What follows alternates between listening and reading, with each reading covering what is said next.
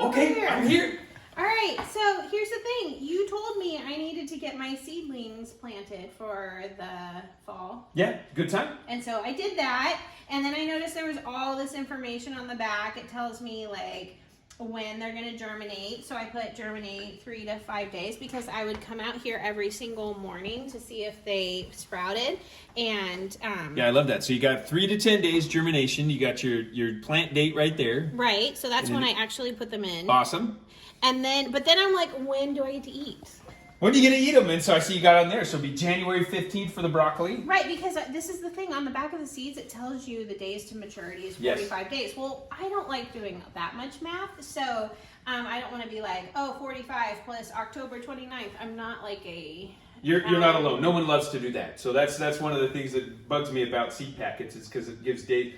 And then when you plant it, then you have to add all the days and figure out. Right, so I actually literally got out my calendar and figured out what 45 days. So I know now that on Christmas, I should be able to eat little lettuce. There you go. And so you can look on these and then you can start planning your menu right away based on what you got. Like we're not eating on Thanksgiving because there's nothing ready. There's nothing ready to eat unless you wanted to eat the sprouts or the greens. Right. But we will, oh, that's a good one. So anyways, that's what we have, that's what I have here going. Now the problem I have is look at how tall, and they're all going to the window. And every now and then I'll rotate it and they all go back the next day, they're all to the window. Can you explain to me what's going on with that? So what they're gonna need is some heavy light. So what's happening is that they're just drawn to the light, as much light as they can. And so they're just gonna keep pushing the cells and lengthening the cells so they stretch out to try to get there. We want them to be shorter and tougher for the transplanting. And so a lot of this, I'd recommend just putting a light about 2 inches above the top of these plants. So we basically are creating a very heavy light, a nice LED light, usually a purple kind of, or just even an aquarium one. Aquarium lights are good for plants.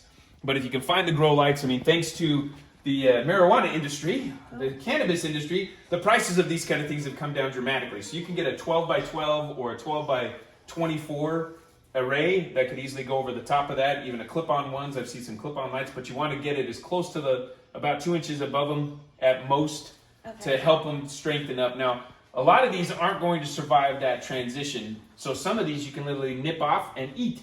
Leave at least 3 of the strongest ones, but pick those after they've been under the light for about 3 days. Okay.